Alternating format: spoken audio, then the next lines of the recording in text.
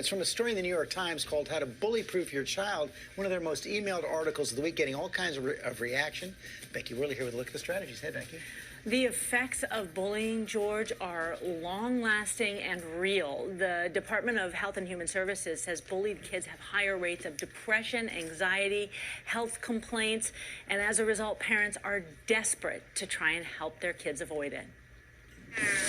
What's that? In the Harry Potter series, the boy who lived is bullied mercilessly. But Luna Lovegood may have the solution. Lost all my possessions. Apparently people have been hiding them. That's awful. Oh, it's all good fun. Luna doesn't react to the teasing, and according to author Izzy Kallman, controlling your emotions is step one. If you know how not to be a victim, nobody can bully you. By not reacting or acting defensive, he says it takes the energy out of a conflict.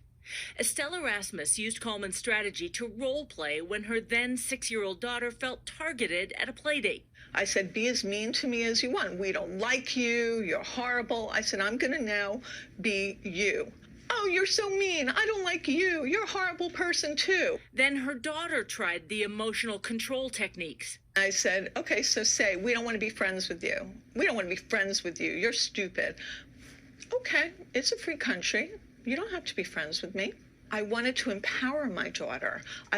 It's not about being passive. It's about being empowered. I talked to my son about this and explained the concept, and he said, but Mom, you always say, use your words, express your emotions. This is sort of counterintuitive. We actually don't want them to express all their emotions. That's right. Because that can victimize them more, right? Well, think about it. This goes for adults as well. I'm being defensive. You know, if someone attacks me, I'm going to attack you harder. If you insult me, I'm going to insult you harder. That usually doesn't work. But parenting author Barbara Coloroso has a different take on how to handle bullying. I believe it takes more than the targeted kid standing up and speaking out for themselves. It takes the other kids being willing to say, we don't need this here. This is not cool. This is mean. This is cruel.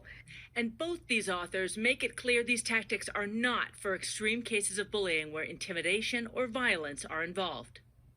This is a lot to ask of kids, but the emotional work of teaching them how to handle hostility will give them a set of tools that they can use for life. I've dealt with this at home. You said, you know, in the piece there that you did as well with your son, and you told him to try and ignore, and you got pushback.